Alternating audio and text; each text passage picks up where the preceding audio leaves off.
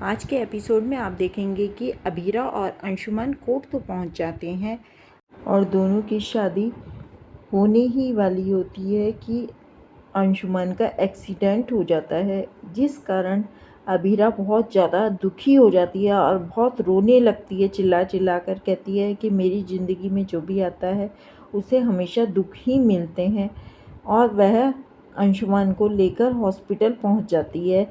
अंशुमन वहां पे अरमान को हॉस्पिटल में बुलाता है।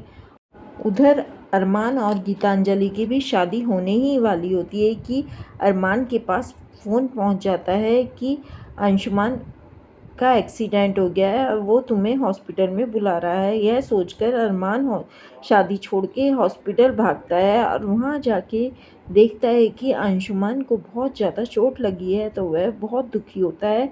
लेकिन अंशुमन उसे समझाता है कि कोई बात नहीं, मेरी चिंता छोड़ दो तुम, लेकिन अबीरा का मेरे जाने के बाद ध्यान रखना, क्योंकि उसे देखने वाले सिर्फ तुम हो।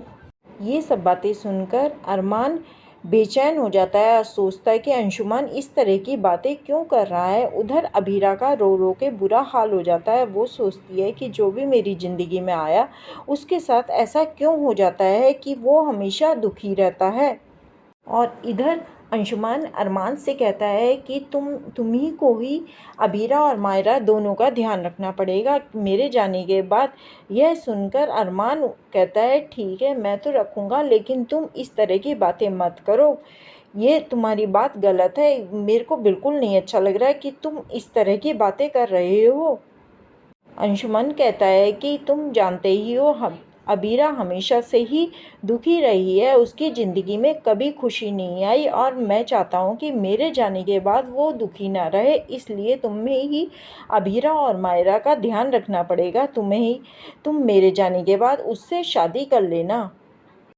और इधर तानिया को जब पता चलता है कि उसके भाई का एक्सीडेंट हो गया, तो वो अबीरा को ताने मारने लगती है और कहती है कि तुम्हारी ही वजह से मेरा भाई की इतनी बड़ी मुसीबत में फंस गया कि उसका इतना बड़ा एक्सीडेंट हो गया। तुमने ही उसे परेशान करा है, तुम उसे कभी खुश नहीं देख सकती हो, जिस कारण मेरे भाई का एक्सीडेंट हो गया। यह सुनकर अबीरा और भी दुखी होती है और वह रोने लगती है।